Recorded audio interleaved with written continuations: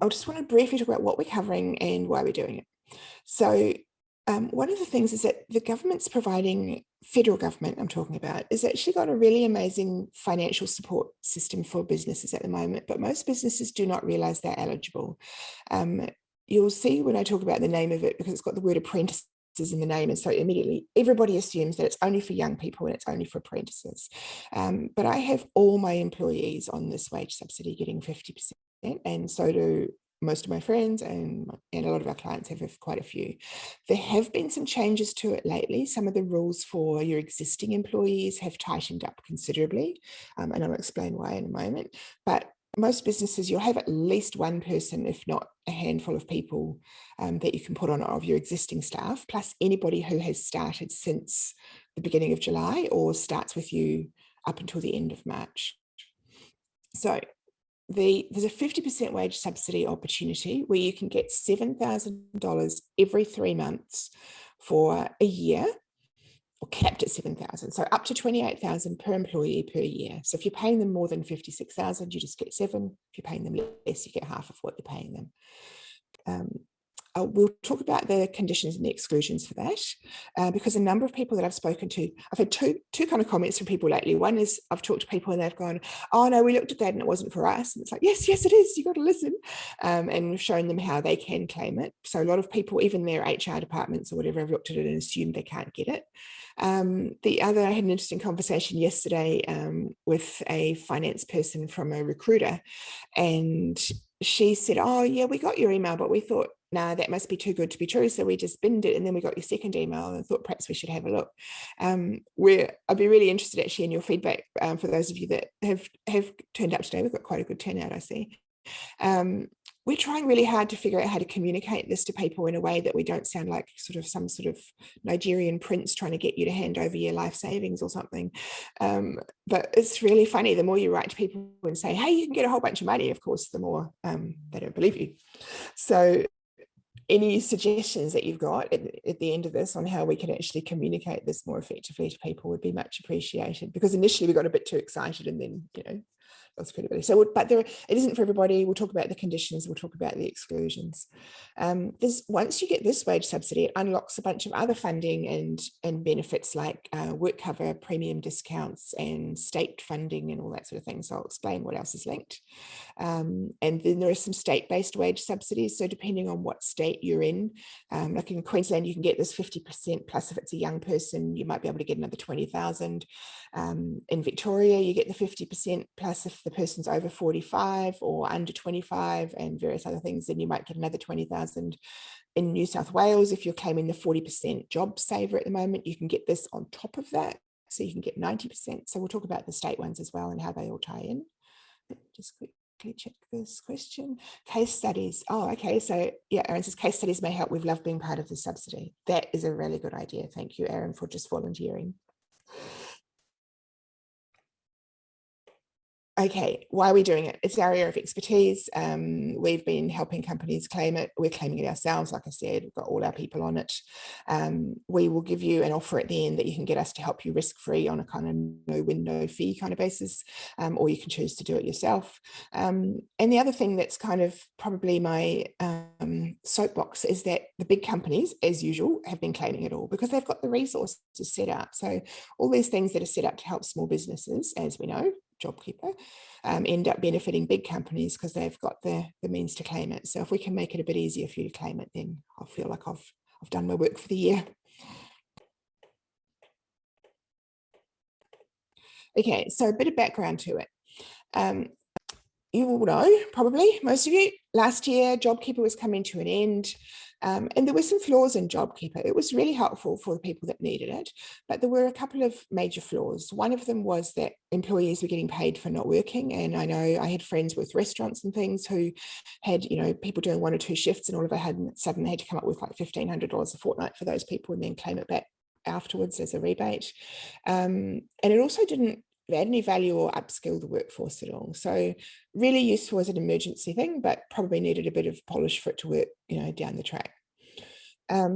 In October last year, so 5th of October last year, and this is the basis of the thing that we're going to talk about today. So I'll try not to bore you with too many statistics. I know I've got a bit of a thing for them, but some of this is kind of relevant. 5th of October last year, the government came out and said, we will do another wage subsidy, JobKeeper was ending, for 100,000 places on condition that you put your person on an accredited course at the same time, and then we'll pay you half their wages. They put $2.8 billion into that. It was administered under the apprenticeship network, because that was the network they had in place to actually roll it out. But it was for anybody that was doing a course from a long list of approved courses. It could be a leadership and management course, a business course, and an entrepreneurship course, or of course trades and things like that were included. So the idea was that, that'll get 100,000 extra skilled people into the workforce. Of course, what happened in the first month, less than a month, 70,000 of those places got taken up by big companies. They just put their entire workforce on that. So anyone who's been around for a while and has seen, traineeships and things kind of back in the day, it was the same sort of idea. They just stuck everybody on the courses. So 3 weeks later, they tightened up the criteria for your existing workers and said only limited people in limited situations of your current staff can do the course. However, there are quite a lot of, we won't call them loopholes because they're not loopholes, they're genuine things. There are quite a lot of opportunities in there to get existing workers on, depending on what their employment status is, what course. So that's the stuff I'm going to explain to you. They then, by the time the budget came out in May, 130,000 places had been used up, and originally they were only going to have 100,000. So in the federal budget in May, they uncapped it and said, okay, we'll chuck another 2.7 billion in, and we'll put another 170,000 places available for this. And the deadline has been extended now, and it doesn't look like it's going to be extended again though, until March next year. So if you get someone signed up on this by the end of March next year, you will get half the wages paid back to you for the next 12 months. You can start them anytime. And I mean, they're saying 170,000 places. I think they're close to using them up. I think you're reasonably safe to say that it will go until March, but things are changing so rapidly at the moment that basically I would suggest if you've got someone that's eligible, then don't wait, get on with it. So these are for training places, but this is important. It's training, not tradies, which I will come to in a moment. So where it's being administered is under this scheme called Boosting Apprenticeship Commencements. And this is where people get really confused, because they hear the word apprenticeship and they go, no, we've got no apprentices. Or they hear the word commencements and they go, no, we're not hiring any new people. But that is largely because that network of rolling out funding and stuff was already in place. So it's actually a wage subsidy that allows any business, any charity, any council, so anybody except for federal and state governments really, to be reimbursed up to 50% of the wages for anyone that you enroll in an approved course, and I'll show you what the approved courses are in a moment, up to a maximum of 28,000 over the year. And it's paid over 12 months, capped at 7,000 per quarter. And it's for pretty much all of your new employees, and a lot of your part-timers and some of your existing employees. And I will talk to you in a moment about how you can potentially benefit from it for your current casual employees as well. So the key condition is that they've got to enroll in eligible courses, and you can combine it, like I mentioned, with the state wage subsidies. So, if you're in New South Wales, potentially you could be getting, 90% of your wages back at the moment. Obviously, the other 40% is not permanent. Here's just a little copy of one of the government documents about it, so that it's a thing. It's to encourage employers to take on apprentices and trainees, and the "and trainees" is the key word. That means not just trade type apprentices. And it is running out at the moment. It's been extended until March next year. So it's pretty much a win-win. I think one of the things that since this whole pandemic, and we have learned some lessons from other countries, probably not as many as we could have, but this is actually, I think, quite a clever way to boost employment. And anyone, myself included, who's been trying to employ lately has probably been seeing, especially in the non-lockdown states, it's really hard to find employees right now. And this is definitely boosting employment. This is definitely helping people say, well, if you can hire a new person and you can get $28,000 towards their wages, think of the projects that you've been thinking about doing, or new products that you've been thinking of rolling out, or things that you've been thinking of trying, marketing that you might want to do. if you can get somebody and they're only going to cost you effectively $14 an hour, there's a lot of stuff that you can experiment with that you wouldn't normally take the risk to do. So it is working really well to get people to take on new people and try new stuff.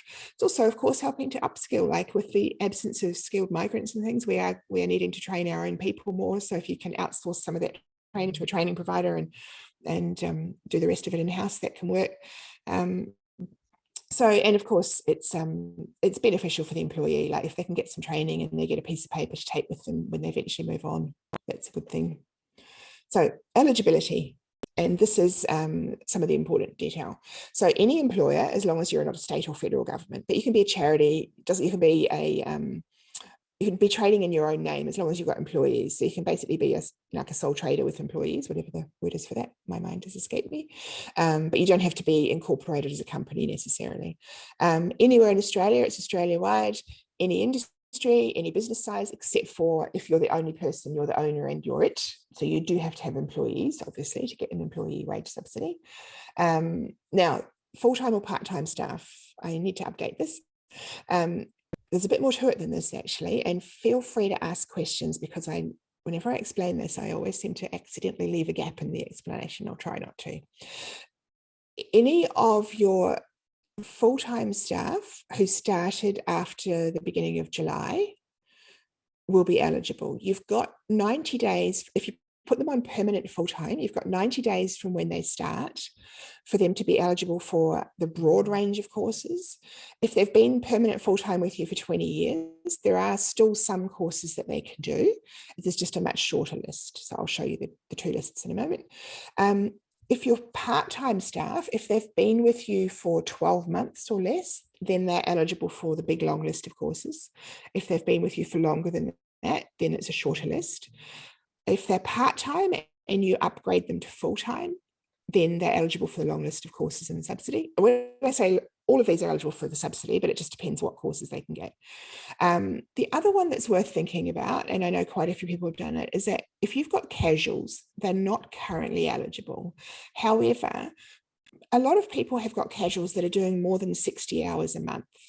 And if you've got part-timers doing more than 60 hours a month average, so 15 hours a week average, then you can get a wage subsidy for them. So I'm not an HR expert, not an industrial relations expert, but if you may want to consider putting your part-timers onto casual and getting half their wages back. So for the, for the cost, the extra small costs of having them part-time instead, if you get half the wages back for a year, it's probably well worth it. And in fact, it's more than a year now. I'll explain that in a moment. That just came out this week. So you might, if you've got casuals doing regular shifts, you might find they'd be deemed part-time anyway if they ever took you to Fair Work. So you might be better off to make them part-time, get them half price, and not run that risk. So feel free to ask questions around that, because I know that gets confusing. Australian citizens are eligible. New Zealand citizens who've been here for 6 months or more, you might be able to tell by the sophisticated way that I pronounce my vowel, but I'm not originally from around here. Any of us that have been here for more than 6 months are eligible. And I think pretty much if you've got Kiwi workers right now, we've all been here for 6 months because we're stuck. And anybody who's got a visa status with a P next to it. So anyone who's got a permanent residency class of visa. So that could be a partner visa, it could be a skilled worker visa. There's a whole bunch, as long as they are the ones that are allowed to stay permanently. And I've got a list if anyone wants to check it with all the different visa numbers and which ones count. So all those people are eligible. And that includes your professionals, your experienced staff, as long as you're willing to upskill them. So you might have an engineer that you want to put on a leadership diploma with a degree in engineering. You might have a PhD in something that you want to learn about health and safety. There's no rules for this one, and this is unique in this way, about previous qualifications, as long as you're teaching them something new. So you can't, if they've already got a diploma in business, you can't put them on a diploma in business, for example, but you could put them on a diploma of leadership or something that's, similar but different. I did a quick calculation just because I couldn't help myself, just to show you some of the numbers. So if you put 5 people on this, government's going to give you 140,000, assuming that each of your people is being paid 56,000 a year or more. even if you have to pay for the courses, and you may not have to, in a lot of states, they're either free or subsidized at the moment, especially for your new employees. But I've worked this out in the worst case scenario. So if you had to pay full fees for all the courses, you were getting the 50% rebate for 5 people, you're going to end up with over $100,000 in your pocket. So it's not to be sneezed at for most people. I mean, it's a funny thing at the moment, isn't it, in these kind of pandemic times, that businesses are either booming or they're busting. So if you're busting, you might as well have the 100,000. If you're booming, then you might as well use this to hire some extra people and cover a bit of their wages for you. There are also other incentives. So most states, you don't pay any or very little work cover premium for the people that are on a program like this, because they are technically counted as trainees and apprentices, which you don't normally pay for. Different state by state, but we can give you specific examples for your own situation. If you're having to pay payroll tax, then you'll probably get a payroll tax rebate for the people that you put on this program. If the person is not already highly qualified, you probably get another $4,000 from most of the state governments for putting each person on. And then the new one that came out, which is not in any slides because it just came out in the last few days, this week, is that the federal government has just said that you'll get 50% of the wages back for the first year. And then if you put the person on a certificate 4 or a diploma level, like anything from certificate 4 or above, then you'll get another $6,000 in the second year. So 10% basically in the second year. So yeah, you're probably going to end up with something like 10 for that first line, 5 people, you're probably going to be more like $170,000 after you add in all the extra little bits and pieces. Good question. Sorry, Andrew's just asked, what about fixed term contracts? If they are PAYG employees, Andrew, and the fixed term is 12 months or more, yes, you can do it. If they are part-time fixed term contracts, yes, you can still do it. Well, actually, depending, I mean, there would be some examples where you could possibly put them on a 6-month contract and get the wage subsidy and put them on like a certificate 2 level course or something short. You would only get the wage subsidy for the period of their contract. So I'm kind of thinking that depending on what you're doing, you might as well stick them on 12 months and get the whole 12 months. But yes, one of our clients has got a lot of people on 12-month contracts, and that's been fine. Actually, just out of interest, how long are your people on for? Now, a bunch more incentives too, just before I move on quickly. I just touched on them in the intro, but there are, so say in Queensland, for example, in most postcodes, so excluding Brisbane, Gold Coast and Sunshine Coast, but everywhere in regional Queensland and all the sort of outer Brisbane councils like Moreton and Ipswich and things, if you put someone on who's under 25 and they haven't come straight from another job, then you'll probably get another $20,000. If you put someone on who's long-term unemployed or with a disability or anything, then you'll get another 10 or 20,000. Victoria has quite a cool, we had somebody from Victoria, didn't we, in here? We've got a few. Well, we need to just scroll back. Yes, that was Andrew. Yeah, so Andrew, for you in Victoria, I don't know if you know about this, and for the other people that are in Victoria, you can get, Victoria has the thing called the Jobs Victoria Fund that just came out recently. So that means if you hire anybody new and you're increasing your overall headcount, so you had 20 employees and you're going to hire another one, then you can get $10,000 or $20,000 from the Victorian state government for those people. There are constraints around it, like female over 45, you get 20,000. Anyone else over 45, you get 10. Young person, you get 20 or 10, I forget, Rachel can chip in and tell me, but there are lumps of money for hiring most people in Victoria if it's increasing your total workforce, and you can increase your workforce by 20%. So if you've got 10 people, you can hire 2 more. If you've only got 1 person, you can still hire 1 more. That's 20% or 1 person, basically. Now we just have a question. Let me just check that question. Yes, if you've got project contracts, it depends how long your projects are, Andrew. Are they a year long or are they not that long? It's probably worth having a look. We can have a look at it for you outside of this if you like, and just see, because you might as well get the 28 if you can. Question from Aaron, do we have to apply separately for the state-based grants? Yes, you do. Of course, nothing's simple in this world. The 4,000 that you get from the state government, which is like a put people on a course kind of incentive, that will get automatically, you'll get sent an application link when you get approved for the wage subsidy, but all the others are separate. So you might end up doing 3 or 4 applications to get the whole lot. It is a bit fiddly, but it's not to be sneezed at. A couple of interesting statistics. Claims 60% of people who've claimed this so far are not traditional tradies. So, it's managers and supervisors and office people and all that sort of thing. 40% are in small business now. So that's great. That's an improvement on what it was last year. 20% have been for over 35. So it's certainly not just kids. Construction industry has taken it up the most because they've already got apprentices, so they knew how this worked and they jumped on it straight away. Hotel chains grabbed it all straight away, and big manufacturing companies. Interesting statistics about jobs that are actually, I looked at a more recent one, I should pop it on the slide.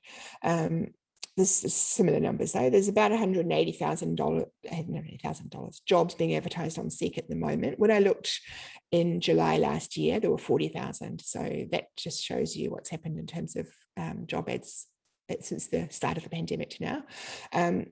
54, now when I looked the other day, it was like 59 or something, about 50-something thousand of them are paying over 100,000 a year. So employees are expensive at the moment.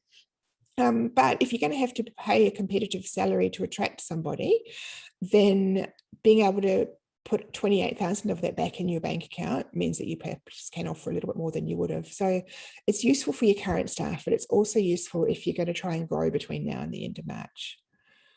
Now, let's just talk about the existing employees thing, because that is a little bit tricky. And if you've got questions, ask them. If you need help specifically with yours, just talk to us afterwards. That's fine. So here is a quote out of the rules. It says, so it's called the Boosting Apprenticeship Commencements Payment, as you know, but like I've said, it's not just apprentices. An existing worker is only eligible under a couple of different conditions, which are, just going to drain this.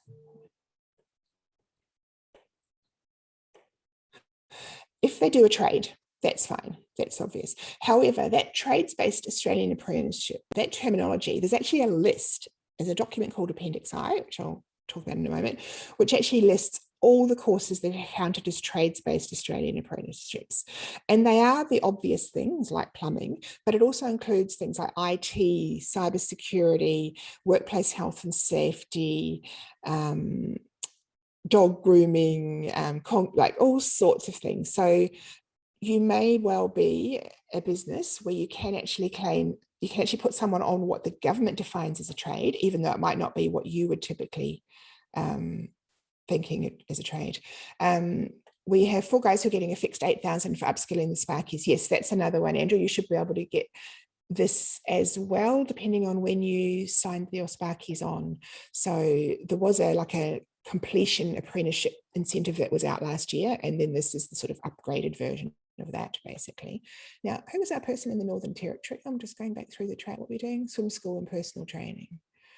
Okay, so you're in the brewing person into it. So John, your brewing thing, we'd have to have a look, but there's a lot of like food technology and food processing and beverage stuff in what they're called in the trades list. So there might be something in there for existing workers as well.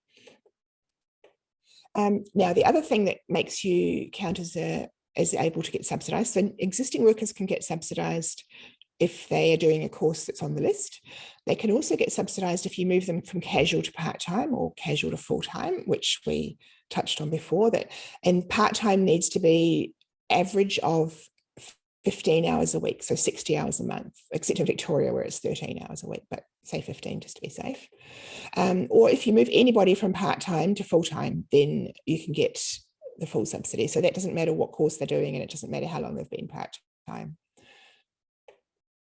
So there's a list, it's a 13-page list called Appendix I of what they're called trades-based Australian apprenticeships. But yeah, it's got everything from dog grooming to cybersecurity on that list, horse training, and there's the little extract out of it. So for it to be, basically for something to be called a trades-based Australian apprenticeship, it has to meet 2 criteria. It has to be certificate 3 or 4 level, or above, and it has to be related to an occupational outcome that is important. So there's some odd things on this kind of technician occupational outcomes. Anybody who basically has any kind of technical skills, yeah, including dog grooming, which either way, whatever for skills shortage in dog grooming. I tried to get my dog groomed the other day, and apparently you can't because everybody bought dogs during lockdown.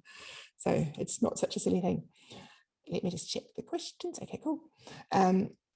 Okay, now this is an example of the document that you get back from the government once you have, this is the New South Wales version, they're all different, of course, once you've been approved for this wage subsidy. So this person's doing a certificate 4 in civil construction. I don't know if you can read it, it's a bit blurry on the left, the panel at the bottom, and they are an existing worker. So they've been there for ages, they're doing the supervision course, they work building roads, and they will get the wage subsidy, and in their case, they'll get a free course as well. So a couple of courses that are eligible for existing workers. One of the most common ones that most people have, at least one person that would be eligible, is the Certificate 4 in Work Health and Safety, especially because there's kind of some health and safety stuff going on in workplaces at the moment. You know, you've got to do COVID safety plans, you've got people working from home, all that kind of stuff. So if you have got an HR person or an office manager or something like that, office person, you can put them on the Cert 4 Work Health and Safety, even if they're an existing worker been there with you forever, and you could get a wage subsidy. Now, government's started to notice that a few dodgy characters have gone, we're going to put our entire workplace on Certificate 4 in Workplace Health and Safety. And they're starting to go around and audit those and cancel them for people whose job has got nothing to do with safety. So the person does genuinely have to have safety responsibilities to get this. But most businesses should have at least one person who does. I'd be worried if you didn't. If you're in New South Wales or WA, there's a Certificate 4 in Environmental Sustainability that office managers and people like that are allowed to do. There's civil construction courses if you're in those kind of niches where you can get courses for existing workers. The other one that people are finding quite useful is things like the cybersecurity and some of the IT stuff. There was a web design one on there, but it's dropped off. Might be able to find a provider that's still offering it, but it might be a bit tricky. So those are probably the most common ones where every business is going to have people that can do that. Let me show you some examples. So for new employees, so remembering that new is permanent full-time for less than 3 months so far, or part-time for less than 12 months, or casual that's been upgraded to part-time or whatever, or part-time that's been upgraded to full-time, they're all new. So if you took your casuals, made them part-time, they could do any of these courses plus a zillion more. You know, they could do a business Cert 3 or something. They could do an entrepreneurship certificate 4, which has been quite popular, leadership and management, project management, HR, all sorts of things. Plus there's a lot of more technical courses that you could do too, like, you know, concreting, food processing, what else have we looked at lately? Greenkeeping, all sorts of, depending on what your business is. And actually for the people that came in, because we had a bit of a chat just before we started, because there were quite a few people early, for those of you that came in on time or just after, if you want to pop anything in your in the chat, tell me what industry you're in and what state you're in. I'm happy to talk about those specific examples. We're nearly done, but I can quickly cover them. Got a question: we're an educational institute planning to employ a marketing person. Can we get a wage subsidy? You certainly can, Jacinda. You'll be able to get 28,000 for them, and you'd be able to put them probably on the Certificate 4 of Marketing and Communications, depending on what state you're in. So each state has a slightly different list of what's approved. Actually, that's important, so I should tell you. So most states have got funding for at least some of these courses. The one that's got the fewest courses funded on this list is WA. They've got the Leadership and Management Diploma, and then they've got a few other technical ones that aren't on here. What you need to do if you're doing it yourself is you need to check 3 lists, or maybe 4. So first of all, you need to see, has this course been approved by the federal government as a wage subsidy course? Has it been approved for existing workers or just for new workers? Then you need to see, has it been approved as a state, at the state level, as a course that you're allowed to do a traineeship in? So all of these courses on this list now are approved in most of the states. So check the federal lists, then you check the state list and go, is it approved as a traineeship? Will the state actually let me sign up somebody as a trainee on this course? Bearing in mind that trainees, of course, can be 55-year-old managers. They don't have to be kids. And then you want to check, is there any funding for this course? So, for example, if you are in New South Wales and you're hiring somebody new, then pretty much all your courses are free. So if you're putting a new person on permanently, or if you are taking your casuals and upgrading them to part-time and you're in New South Wales, then your courses are all free. So you get a free course and you get a wage subsidy. So the whole thing basically costs you nothing. In some states, you might have to pay for the course and pay it out of the wage subsidy, claim the wage subsidy or whatever. One of the things that people often ask is, do I have to pay for my course before I know whether I've got the wage subsidy? And no, the RTOs that we're referring you to, the training providers, we make sure that they will only charge you if you get approved, because you don't want to get stuck, obviously, paying for a course and then finding you don't get this. So you check the three lists: the federal list, the state traineeship list, and the funding list. Different states have some different requirements as far as supervision. So you have to have, if you're training somebody in business, you have to have someone there who knows something about business. There is, if you're in construction in Queensland, there's course subsidies. There's all sorts of odd subsidies for different courses in different places. Do we have to pay for the course in South Australia, or do we depend on the course? South Australia is subsidised but not free. So we have an employee in South Australia ourselves, and we paid about $900 for the course out of her $28,000 wage subsidy. But the South Australian government is giving us $4,000 because we are training her. So effectively, we've got $4,000 from the South Australian government, and we had to pay $9,000 gap fee for our course. So we're still ahead about $3,000. Hopefully that helps, Jodie. It does depend on the course. The fees are different, and the training provider and what gap they charge you is different, because the government will say we'll subsidise this amount, and then it depends how much the training provider wants to charge. Yes, John, the payments are quarterly, and they're quarterly in arrears. So basically what you do at the end of every financial quarter is you upload your pay slips into the system, and then they scan them, and then they pay you half what's on those pay slips, capped out at $7,000, and it's gross. So they reimburse you for the tax as well as the wages bit. A couple more slides just to go, and then feel free to keep dropping questions in. I'm happy to keep answering them. I'll just step you through what you need to do to actually sign up for this and claim. So we can help with this, and we'll tell you how, but if you want to do it yourself, this is probably the slide that you need. What we'll do is we'll send you all out the copy of this slideshow at the end, if you like, and then you can work through this yourself if you want to. So here are the steps. You review the courses that suit your business and suit your location. You need to do something that's relevant to your business, or it won't get approved. Think about any new staff, and especially any new staff that have just started, because you've got a 90-day deadline from the day they start working with you to be eligible for the most subsidies. So if you had someone that started in the second week of July, for example, message us as soon as we finish this, and we will lodge an interim request on your behalf, which means they can then backdate the claim to the date that we lodge it. So as long as you've started the process by the 90 days, you can then withdraw it or whatever, but at least you've got that ball rolling. We had someone the other day, Rachel, my colleague who's here, but I think I've got her on mute, sorry, Rachel, was talking to a guy the other day who had come to the webinar. He contacted us 12 days after the webinar to say, can we do something? And he had a person who 5 days before he contacted us, if that makes sense, had just rolled over their 90 days, and he missed out on the 28,000 plus an additional 20,000 because he was in regional Queensland. So we were kind of sad about that we couldn't help him. Okay, if you are an employee, I'm just looking at the questions. If you are an employee in a company you are also a director of, can you claim? Not if you're a director. No, if you're a director or a majority shareholder, you can't claim. What you can claim, and a number of people have been doing it, is if you're if there's two directors or you're a couple and only one of you is a director and the other one is an employee, then you can claim it. There are no rules in this at the moment about whether you can claim for somebody that's immediate family or you're married to or anything. So you can claim for your spouse or your children or whatever, but you can't claim if you're actually the director.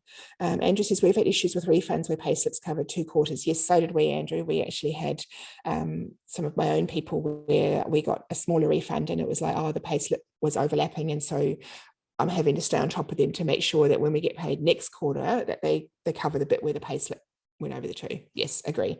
So the last one I got for people, I didn't get 7,000, I got like 6,600, and I'm going to chase them up to make sure that we get the 4,000 at the other end, 400 at the other end. Okay, so do your new staff first, they're urgent. Third point, then look at your existing staff and go, who could we upskill and what is there on the list that we can upskill them with? Make sure you've got someone to supervise them. Check out the other state-based incentives that can give you a bit more. Choose a training provider, and as anyone who's been doing this stuff knows for a while, there's a range of training providers, from people who will do tick and flick and get them through as quickly as possible, and people who will actually teach them something useful. So it's entirely up to you, no judgment whether you want the basic version or whether you want really good quality training. Either way, you don't want them to go through too quickly, because as soon as they finish their course, your wage subsidy stops. So find a training provider that will do the training over the 12 months at least. Although now that there's boosting apprenticeship commencements back, and now there's continuing apprenticeship commencements CAC, which was just announced, which is if your course takes 24 months, then you'll get an extra 10%. Find the ones that have got funding. Then you go to what they call an ASIN, Apprenticeship Support Network provider. They're the people that actually sign them up on behalf of the government. Now, there's been some challenges. We've had some challenges with ASINs lately. They're very, very busy, as you can imagine.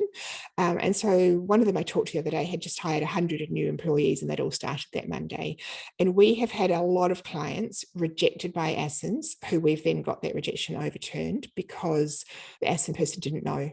So one the other day said, oh no, you can't do casual to part-time, you only have to do casual to full-time. That's wrong. We went back, showed them the rules, they changed their minds.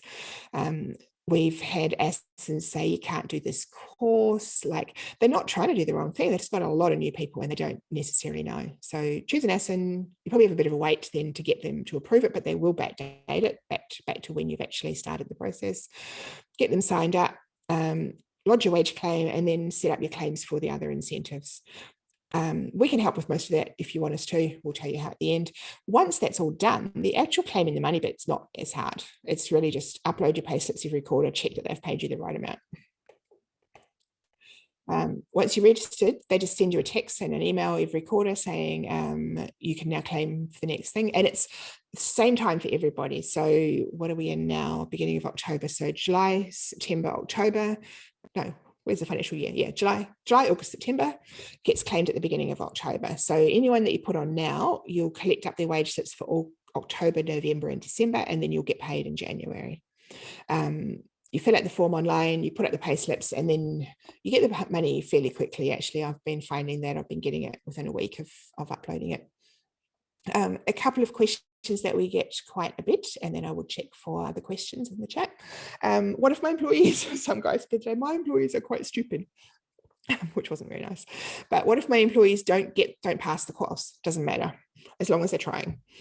You'll still get paid the wage subsidy as long as they continue to participate in the course and attempt to do it. So as long as they're chipping away at it, you'll keep getting paid. If they drop out completely, then the training provider will let you know, and then they have to let the government know. So you might want to make sure that they at least chip at it.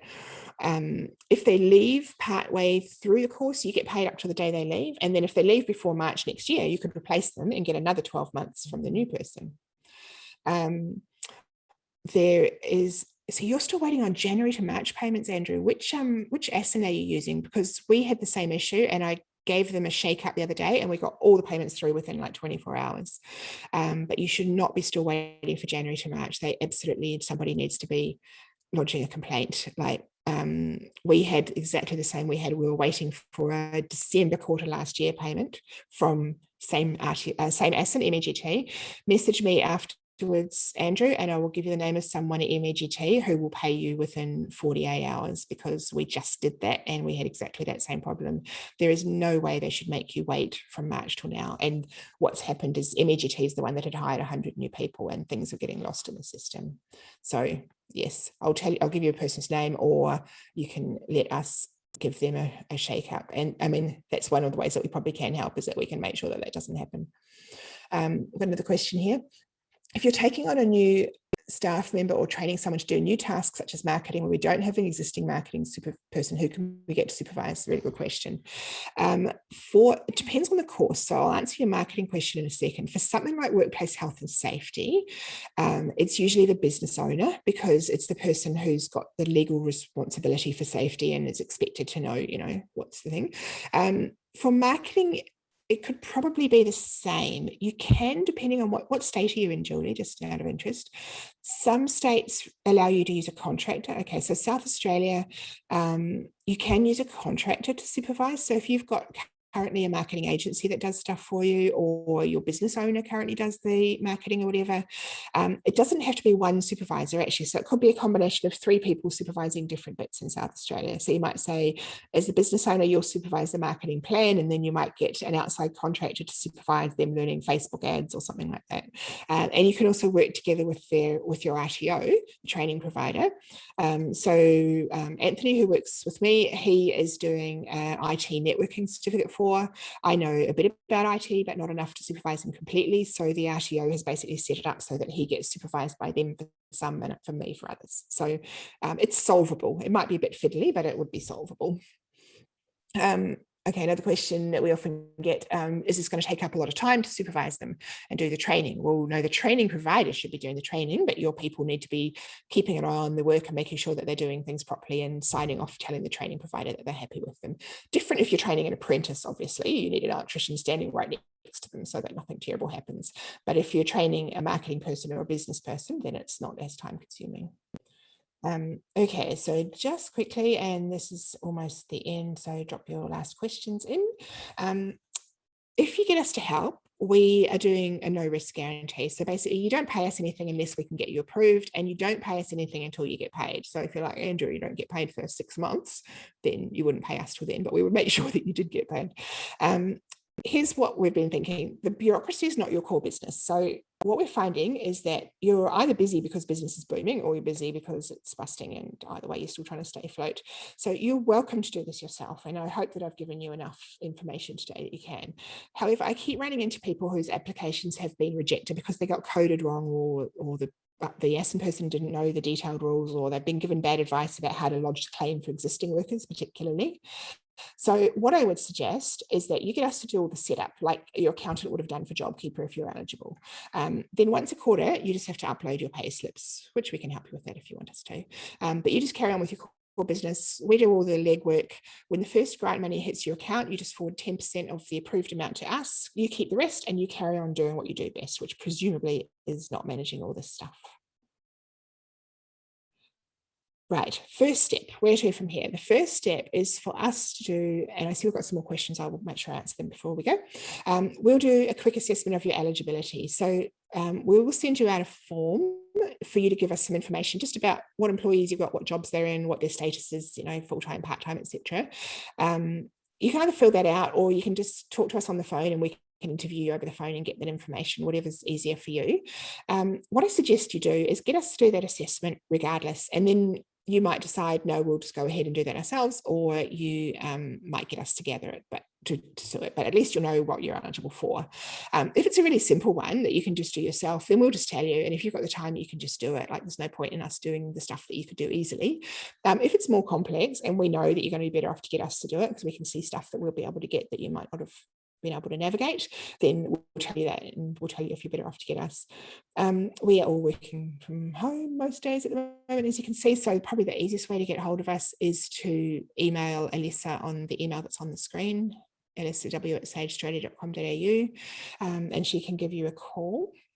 Let me just check the chat. Is that 10% of the first payment? No, it's 10% of the total, John, but you can pay that as you go rather than have to, like, obviously we don't want you to pay us more than you get, kind of thing. So if the first payment is less than the 10%, then we'll spread it out. Okay, question from Elisa, and also Leslie, you might want to drop your phone number in the chat as well while you're there, if you could. Someone has messaged and asked about how the training takes place and the time management. Okay, so yes, most of the RTOs these days are doing online training. It's about an hour a week or hour a fortnight, and the good RTOs are making sure that people are doing stuff that's relevant to your workplace. So if you're doing a certificate 3 or 4 in business, then they'll be doing projects and assessments that are business related.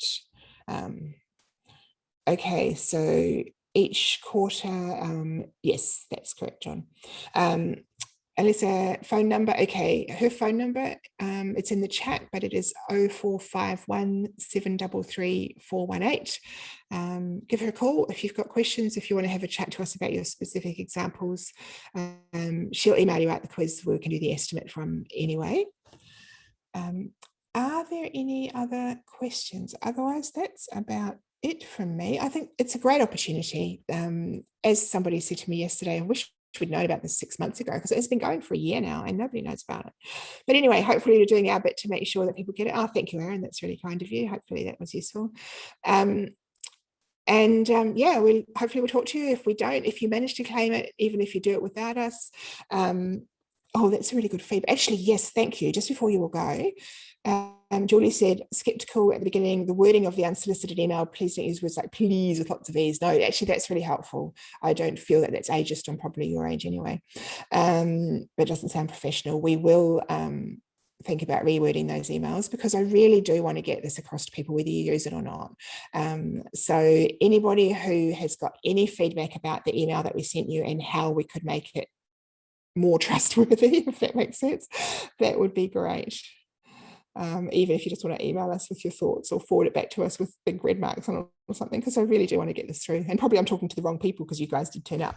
Anyway, that's it. I'll stop talking. Thank you very much, everybody. Thank you for coming. Have a great day, and we will talk to you again soon.